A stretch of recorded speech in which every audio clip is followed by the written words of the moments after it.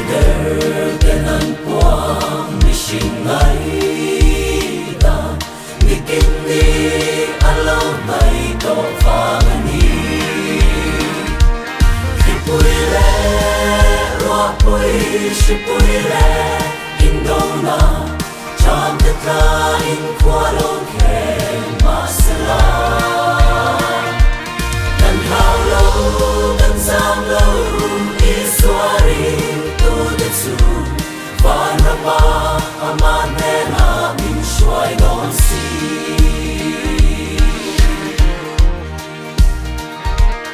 o Yesu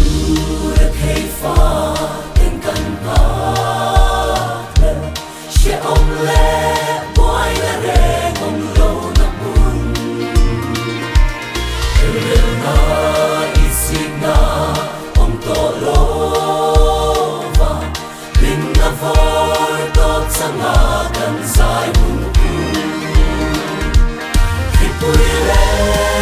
roapui shipuile indona cham tetra in kwalong ke masala kan haulo kan zamlo